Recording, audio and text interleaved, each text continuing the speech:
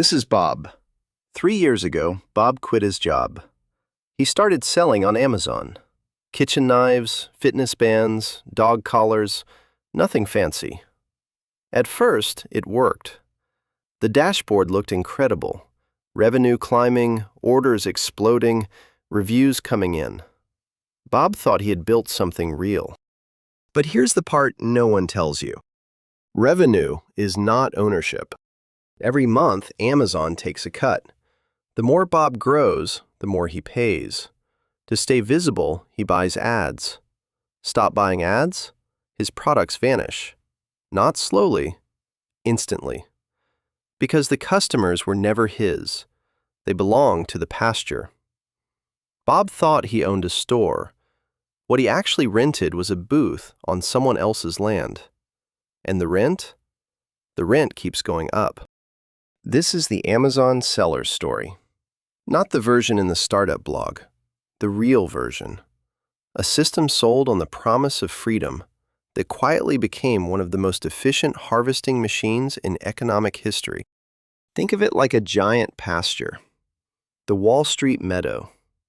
Right in the middle, a sign. Free grazing land. All bulls welcome. Bob reads the sign. Bob is thrilled. Bob moves in. Only, the pasture isn't free. It has rules. A lot of rules.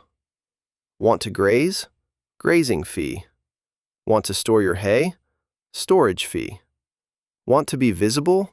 Meaning you're not stuck in the far corner where no working cow ever wanders? That costs extra too. A visibility fee. And yes, this is exactly as stupid as it sounds. If you leave the pasture, you lose your customers. Because the customers don't belong to Bob. They belong to the pasture. On this pasture, there are two kinds of players. Working cows, the ones who bring their hay, list their products, buy their ads, pay their fees. And then there's the pasture owner. He doesn't make products. He makes infrastructure. And he takes a cut of everything. Bob is a working cow. He thought he was building his own barn. What he's actually building is the pasture owner's barn. One hay bale at a time. Amazon started as a bookstore. 1994. A bull named Jeff opened the Wall Street Meadow and said, "More selection, lower prices, faster delivery." That was true. Back then. Then, in the early 2000s, Amazon opened its platform to outside sellers. More sellers means more products. More products means more customers. More customers means more revenue. For everyone. On paper, win-win. Amazon provides infrastructure. Sellers provide products. Everyone grazes together. For a while, it worked. Small working cows could suddenly sell to the entire world. No storefront, no supply chain, no million-dollar budget. A regular working cow with good products could actually build a decent life on this pasture. What slowly changed wasn't the promise. The promise stayed exactly the same. What changed was the structure underneath it. The rules, the costs, the dependency. Layer by layer. Here's where it gets worse. Working cows on Amazon's pasture now pay, on average, close to 50% of their revenue in fees. Not 15, not 20, close to 50. Referral fees, logistics, storage, advertising, combined. This isn't an edge case. This is the median. Every second hay bale Bob sells belongs to the pasture. Sound familiar? It should. And who profits? Amazon's advertising business now earns more than the entire ad revenue of Twitter, Snapchat, and Pinterest combined. Who's paying for those ads? The working cows, the ones paying for visibility, on a pasture where they're already paying rent. Bob pays to be seen, on a marketplace he's already registered on. Funny how that works out. Here's the beautiful horror of it. To stay competitive, Bob has to buy ads. Those ads now cost 3 to 4 times more than 5 years ago, because more and more bulls are competing for the same visibility.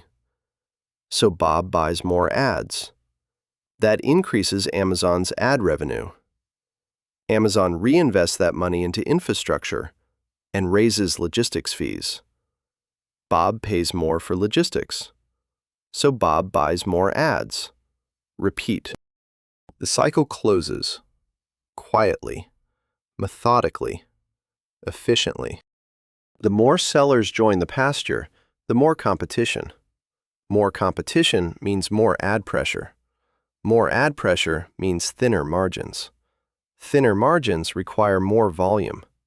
More volume requires more advertising.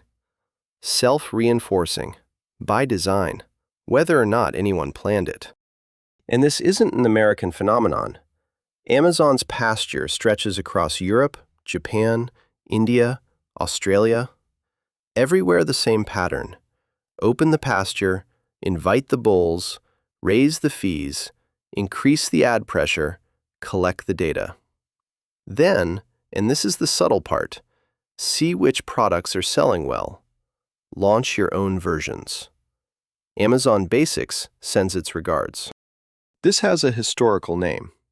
In 19th century America, there were company towns, entire cities owned by corporations. Workers bought at the company store, with wages the company itself issued. They lived in company houses, paid company rent. The analogy isn't perfect, but it's closer than Amazon would like to admit. And here's the real problem. There's no clean exit. Spend years on Amazon's pasture and you don't own your customer data. No email list, no direct sales channel. The customer knows Amazon, not Bob. Bob can leave the pasture, but his customers stay behind. The pasture took them along. Let's talk about what this means for the actual working cow. The small seller in London, Berlin, or Sydney. Bob invested $10,000. Product development, inventory, first ad campaigns. That's not rare. That's the typical entry ticket onto the pasture.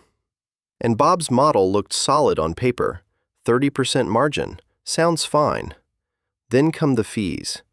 Referral, 15%. Fulfillment, 12%. Advertising, non-negotiable, or Bob becomes invisible, 18%. Returns, storage costs, fee adjustments, another 5%. Suddenly, the margin is gone. Sometimes it goes negative. Bob's hay bales are flying out the door, but the profit is landing somewhere else. The working cows who survive are either very large, with enough volume to absorb the margins, or very niche, with products that face little ad competition. Everyone in between gets squeezed out.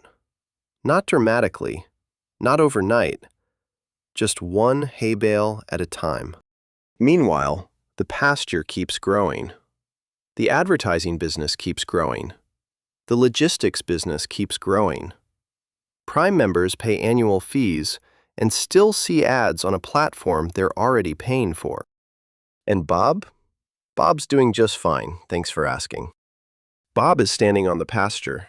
He helped build it, with his money, his products, his work. He looks around and sees hundreds of thousands of other working cows doing the same thing, all of them convinced they're building something of their own. And in a sense, they are. Only the ownership sign at the entrance doesn't say Bob. It never did. This isn't a conspiracy. This is platform economics. This is what markets look like when a single piece of infrastructure controls everything beneath it. And it's not just happening on this pasture. It's happening on many. Everywhere.